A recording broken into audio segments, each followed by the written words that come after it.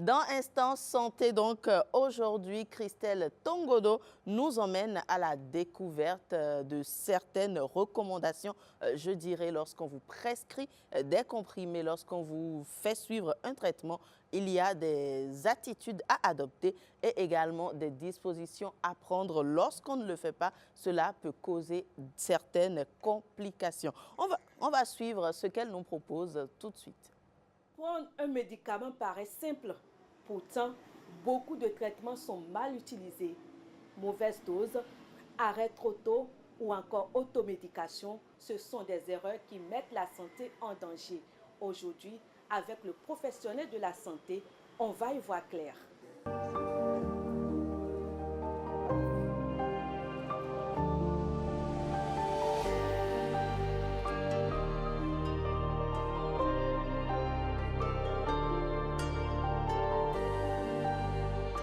Je suis en train de sentir certaines malaises et on m'a orienté vers ici et je suis venue. J'ai fini les soins ce matin, donc ils m'ont fait certaines prescriptions et j'ai déjà payé les produits. Le premier médicament, c'est un antipyrédine que je dois prendre un comprimé matin, un comprimé le soir. Normalement, le premier jour, si je prends matin, je dois calculer 8 heures de temps et prendre le soir. Donc, à partir de demain, je respecte la posologie de un matin, un le soir. Le second, c'est du cétamine effervescent que je dois mettre dans l'eau. 2 comprimés matin, 2 le soir. Je suis de ceux qui respectent la posologie des médecins. Parce que sans la posologie des médecins, tu ne peux pas avoir un bon résultat pour ta maladie.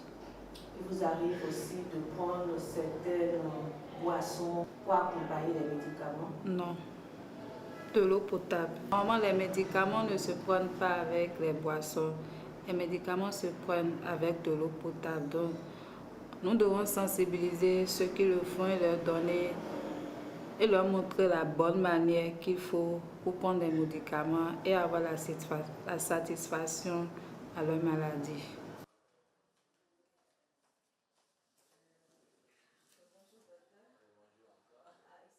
Bonjour docteur. Bonjour. Comment allez-vous? Ça va bien chez vous? Ça va bien, merci. Alors dites-nous déjà d'entrée, quelle est l'erreur la plus fréquente que commettent les patients lorsqu'ils suivent un traitement?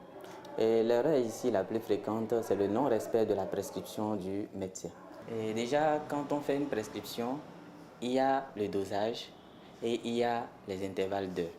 Donc, fort est de remarquer que dès que les symptômes disparaissent ou dès qu'il y a une atténuation des symptômes chez nos malades, ils arrêtent le traitement.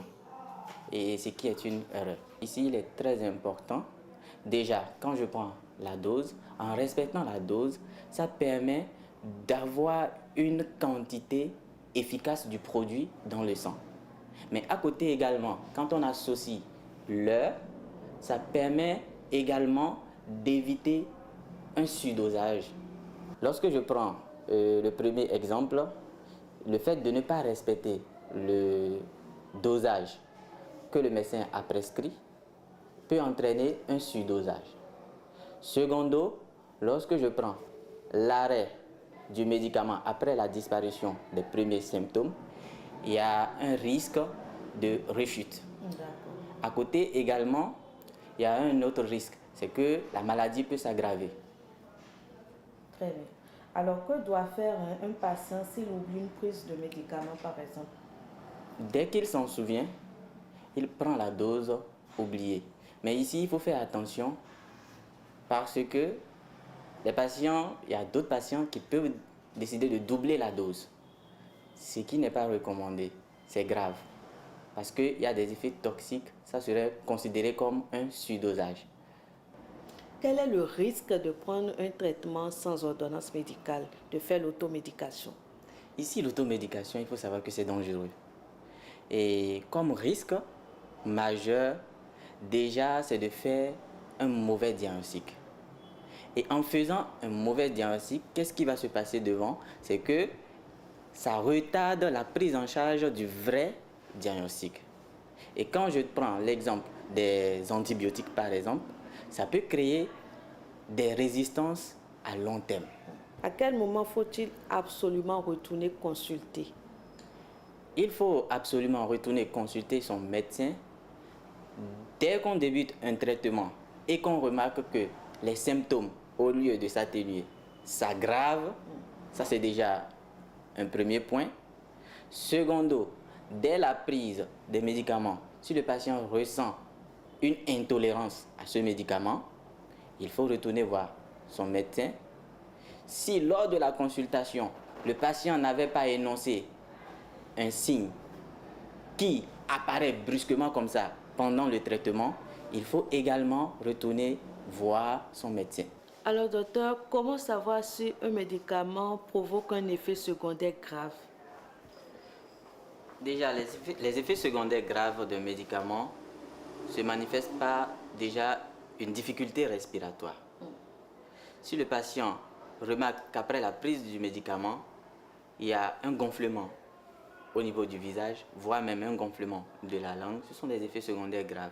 À côté également, il y a les vomissements à répétition. Le patient peut aller jusqu'à une perte de connaissance. Également, il faut noter que parmi ces effets secondaires graves, il y a les éruptions cutanées qui peuvent apparaître. Notez, déjà, dès une prise de médicament, dès que le patient remarque qu'il y a la persistance des symptômes qui deviennent violents, également, et une perte de connaissance, le patient peut se mettre en tachycardie, c'est-à-dire le rythme cardiaque augmente.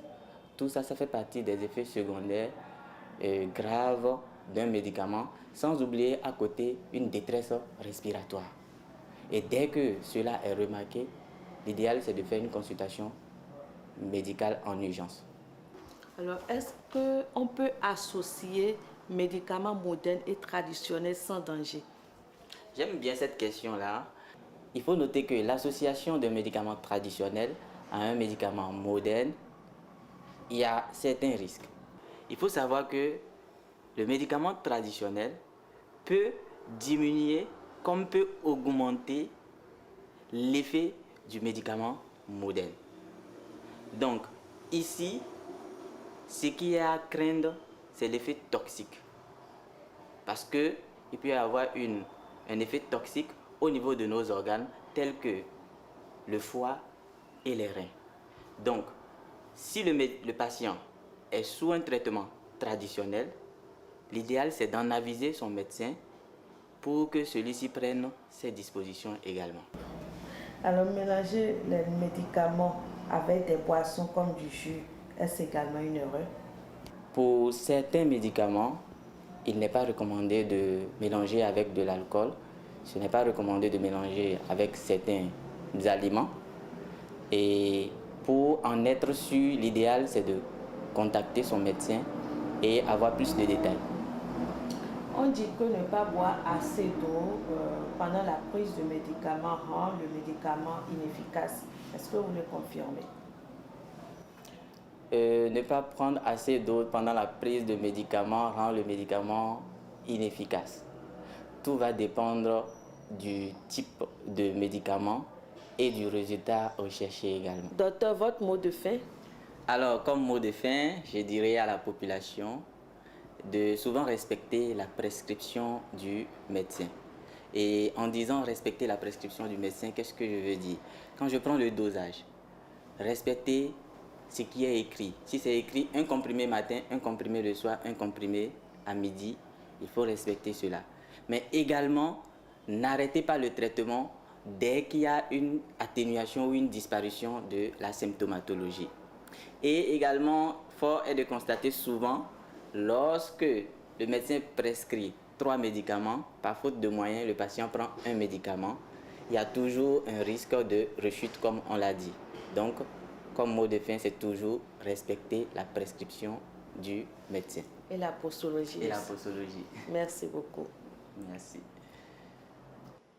Un médicament peut soigner, mais mal pris, il peut nuire.